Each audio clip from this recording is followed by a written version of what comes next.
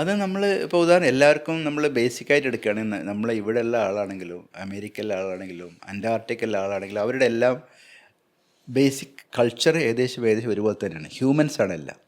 അവർക്കൊരു സ്റ്റൈലുണ്ട്, അവർ ഫുഡ് കഴിക്കുന്നുണ്ട്, നടക്കുന്നുണ്ട്, ജോലി ചെയ്യുന്നുണ്ട്, കളിക്കുന്നുണ്ട്, ഫൈറ്റ് ചെയ്യുന്നുണ്ട്. അപ്പോൾ അതുകൊണ്ട് തന്നെ ഒരു നോർമൽ ഒരു കോമൺ കൾച്ചർ വരെ ഇവർക്ക് എല്ലാവർക്കും ഉണ്ടാവും, ഒരു കോമൺ ഫാക്ടേഴ്സ് ഉണ്ടാവും. അപ്പോൾ ഹാർവാർഡിലൊരു 1500 കുട്ടികളുടെ ഒരു പഠനം നടത്തിയപ്പോഴും ഇതുപോലത്തെ ഒരു ഫൈൻഡിങ്ങാണ് കിട്ടിയത്. അത് 1500 സ്റ്റുഡൻസിൽ ഈ സ്ലീപ്പിൻ്റെ കണ്ടൻറ്റ് അവർ പഠിച്ചു. എന്തൊക്കെ സംഭവങ്ങളാണ് കാണുന്നത്. അപ്പോൾ ഇതുപോലെ തന്നെ ഈ പല്ല് കൊഴിഞ്ഞു പോകുന്നതും പാമ്പ് കടിക്കുന്നതും, അല്ലെങ്കിൽ പെട്ടെന്ന് ഡ്രസ്സൊന്നും ഇല്ലാത്ത അവസ്ഥ, അല്ലെങ്കിൽ നമ്മൾ വീണു പോവുക, കുഴിയിലേക്ക് വീണു പോവുക, അല്ലെങ്കിൽ ആക്സിഡൻ്റ് ആവുക, അല്ലെങ്കിൽ ഫ്ലൈറ്റ് ക്രാഷ് ചെയ്യുക, അല്ലെങ്കിൽ ഞാൻ തന്നെ സ്ഥിരമായിട്ട് കാണുന്ന ഒന്നാണ് നമ്മൾക്ക് ഈ സ്ട്രെസ്. നമ്മൾ പെട്ടെന്ന് ക്ഷീണിക്കുമ്പോഴേ എക്സാം ഉണ്ട്, പലതരം എൻട്രൻസ് എക്സാം ഉണ്ട്. എൻട്രൻസ് എക്സാമിന് ഞാൻ പോകും, പക്ഷേ എനിക്ക് വണ്ടി കിട്ടില്ല, അല്ലെങ്കിൽ ഈ എനിക്ക് എഴുതാൻ പറ്റില്ല, അല്ലെങ്കിൽ പേനയിലുണ്ട് കിട്ടില്ല. ചുരുക്കത്തിൽ ആ പരീക്ഷ പാസ്സാവില്ല. ഒന്നില്ല ബസ് കിട്ടില്ല, അല്ലെങ്കിൽ ഓട്ടോ കളിപ്പാലും. അപ്പോൾ ഞാൻ ടാക്സി നോക്കും, ടാക്സി ഉണ്ടാവില്ല. ഓട്ടോ നോക്കും, ഓട്ടോ വരില്ല. അങ്ങനെ നടന്നെത്തുമ്പോഴേക്കും ടൈം കഴിഞ്ഞു. അങ്ങനെ ഞാൻ എഴുതാം. ഇതുപോലത്തെ ഒന്നല്ല, ഒരേ സ്വപ്നം കുറേ പ്രാവശ്യം കണ്ടിട്ടുണ്ട്. പലപ്പോഴും ഞാൻ ശ്രദ്ധിക്കാറില്ല, ഞാൻ പലപ്പോഴും ടയേർഡാകുമ്പോഴും കൂടുതലായിട്ട് എക്സസൈസ് ചെയ്യുക, അല്ലെങ്കിൽ വേറെ ഉറക്കം കിട്ടാത്ത അവസ്ഥ, ഇതുപോലെ കൂടുതലായിട്ട് ഇമോഷണൽ ഇഷ്യൂസ് വരുമ്പോഴാണ് ഇതുപോലത്തെ സ്വപ്നങ്ങൾ കാണുക. അങ്ങനെ കുറേ പ്രാവശ്യം ഞാൻ എൻട്രൻസ് എക്സാം ആയിട്ടുണ്ട്. അതുകൊണ്ടാണ് ഡോക്ടറായിട്ടിരിക്കുന്നത്. പലപ്പോഴും ഞാൻ രാവിലെ എണീക്കുമ്പോഴാണ് അയ്യോ ഇതൊന്നും അല്ല, ഇങ്ങനെ അല്ലല്ലോ എന്ന് വിചാരിക്കുന്നത്. ഓക്കെ. ഇപ്പം ഞാൻ എന്നൊക്കെ പറഞ്ഞാൽ ഞാൻ കിടന്നുറങ്ങുന്ന സമയത്ത് ചെറിയൊരു ലൈറ്റ് ഇട്ടാലോ ചെറിയൊരു സൗണ്ട് വന്നാലോ ഞാൻ പെട്ടെന്ന് എണീക്കും. ഭയങ്കര കോൺഷ്യസാണ്.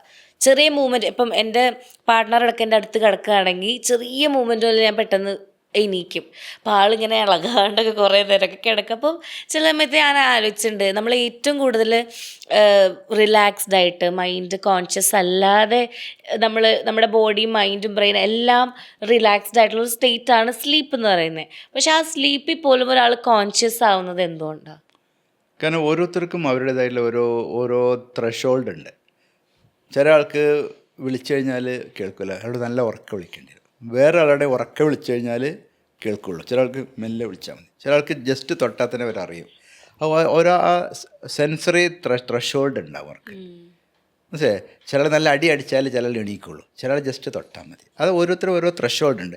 പക്ഷേ എങ്ങനെയാണെങ്കിലും നമ്മുടെ ഈ പെട്ടെന്ന് എണീക്കുന്ന പലപ്പോഴും ലേറ്റർ സ്റ്റേജ് ഓഫ് സ്ലീപ്പ് ആയിരിക്കും. ഇപ്പോൾ സ്റ്റേജ് 1 സ്ലീപ്പ്, സ്റ്റേജ് 2 സ്ലീപ്പ്, അതിന് പെട്ടെന്ന് എണീക്കും.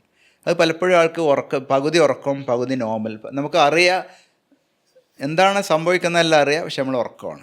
ലൈറ്റ് സ്റ്റേജ് അല്ലെങ്കിൽ സ്റ്റേജ് 1 സ്ലീപ്പ് അല്ലെങ്കിൽ സ്റ്റേജ് 2 സ്ലീപ്പ്. ഇങ്ങനെ മയങ്ങിക്കൊണ്ടിരിക്കുന്നു, ഉറക്കത്തിലേക്ക് വീണുകൊണ്ടിരിക്കുന്നു, നല്ല ഡീപ്പ് സ്ലീപ്പിൽ എത്തിയിട്ടില്ല. അപ്പോൾ ഈ ടൈമിലെല്ലാം പെട്ടെന്ന് നമ്മൾ ചെറിയ സ്റ്റെമിന കൊണ്ട് നമ്മൾ പെട്ടെന്ന് എണീക്കും. പക്ഷേ സ്റ്റേജ് 3 സ്റ്റേജ് 4 ആകുമ്പോഴേ നമ്മുടെ എല്ലാ കണക്ഷനും കട്ടാവും. അതായത് നമ്മുടെ ഹിയറിങ് കട്ടാവും. കട്ടാവുന്നല്ല, അതിൻ്റെ ത്രഷോൾഡ് കൂടും. അതായത് നമ്മൾ ഇപ്പോൾ വിളിക്കുകയാണ്, ഇപ്പോൾ അതിര എന്ന് വിളിക്കുമ്പോഴേ ചെറിയ ഇതിൽ പക്ഷെ ഉറക്കെ വിളിക്കേണ്ടി വരും. കൂടുതൽ ഉച്ചത്തിൽ, അത് അതിൻ്റെ ത്രഷോൾഡ് കൂടും. തൊടുകയാണെങ്കിൽ സാധാരണ തൊടുന്നതിലൊന്നും അറിയില്ല, സ്ട്രോങ് ആയി തൊട്ടാൽ അറിയും. അതിൻ്റെ ത്രഷോൾഡ് കൂടും.